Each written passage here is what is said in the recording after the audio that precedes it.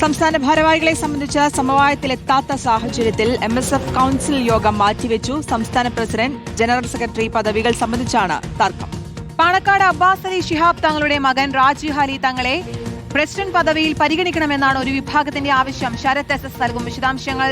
ശരത്ത്, എങ്ങനെയാണ് ഇതിലൊരു തീരുമാനം ഉണ്ടാകുന്നത്? കൂടുതൽ ഇടപെടലുകളിൽ പ്രതീക്ഷിക്കാമോ? ഏതൊക്കെ പദവിയിലാണ് ഇപ്പോൾ തർക്കം?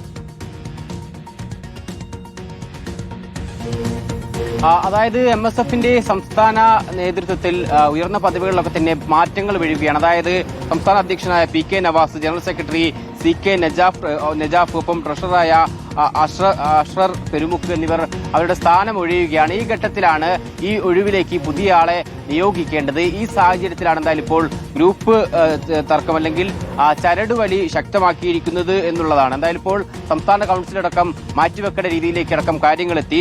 കഴിഞ്ഞ ദിവസം മുസ്ലിം ലീഗിന്റെ സംസ്ഥാന ജനറൽ സെക്രട്ടറിയായ PM സലാമിന്റെയും ഒപ്പം കോഴിക്കോട് ജില്ലാ ജനറൽ സെക്രട്ടറി TT ഇസ്മായിൽ എന്നിവരുടെ സാന്നിധ്യത്തിലൊക്കെ തന്നെ സമവായ ചർച്ച നടന്നിരുന്നു. പക്ഷേ ഇതിലൊന്നും തന്നെ പരിഹാരം കണ്ടില്ല.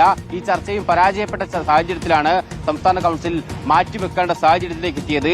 സംസ്ഥാന പ്രസിഡന്റ്, ജനറൽ സെക്രട്ടറി പദവികൾ സംബന്ധിച്ചാണ് നിലവിൽ തർക്കമുള്ളത്. പാണക്കാട് അബ്ബാസ് അലി ശിഹാബ് തങ്ങളുടെ മകൻ രാജി ഹാലി തങ്ങളെ പ്രസിഡന്റ് പദവിയിൽ കൊണ്ടുവരണമെന്നുള്ളതാണ് ഒരു വിഭാഗത്തിന്റെ പ്രധാന ആവശ്യം. എന്നാൽ രാജി ഹാലി ഇല്ലെങ്കിൽ പാലക്കാട് നിന്നുള്ള ഷറഫുദ്ദീൻ പിലാക്കൽ, ഒപ്പം കോഴിക്കോട് നിന്നുള്ള സ്വാഹിബ് മുഹമ്മദ് എന്നിവരും പ്രസിഡന്റ് സ്ഥാനത്ത് പരിഗണനയിലുണ്ട്.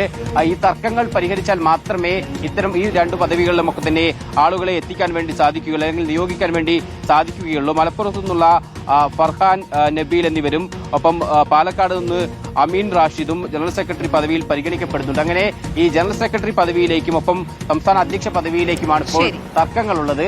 ഈ ഗ്രൂപ്പ് തർക്കങ്ങൾ പരിഹരിച്ചാൽ മാത്രമേ ഈ പകരം ആളെ നിയോഗിക്കാൻ സാധിക്കുകയുള്ളൂ.